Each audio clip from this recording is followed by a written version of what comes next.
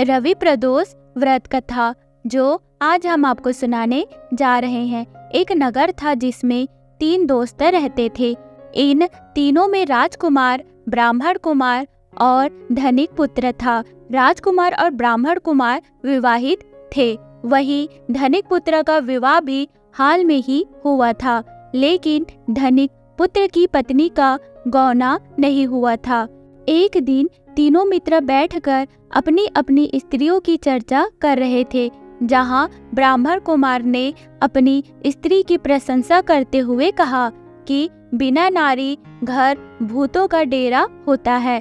धनिक पुत्र ने जब यह बात सुनी तो उसे तुरंत अपनी पत्नी का गौना कराने का निश्चय किया। वह उसे घर लाना चाहता था।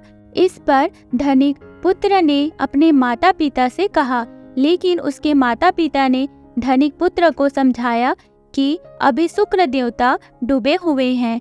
ऐसे में बहू बेटियों को उनके घर से विदा करवा कर लाना शुभ नहीं माना जाता है। लेकिन वो अपनी जिद पर अड़ा रहा। वह अपनी पत्नी को लेने के लिए ससुराल पहुंच गया। ससुराल में भी धनिक पुत्र को मनाने की कोशिश की गई, लेकिन वो नहीं माना। उसकी जिद के आगे झुककर लड़की के माता पिता को गौना करना पड़ा। विदाई के बाद दोनों पति पत्नी शहर से निकल गए।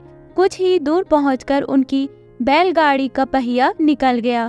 फिर बैल की टांग टूट गई। दोनों को काफी चोट भी लगी। फिर कुछ दूर जाने के बाद उसे डाकुओं ने पकड़ लिया। वे सभी सब कुछ लूटकर ले गए। वहां धनिक पुत्र को सांप ने डस लिया। वैद्य ने बताया कि वो 3 दिन में ही मर जाएगा। यह सुन सभी परेशान हो गए।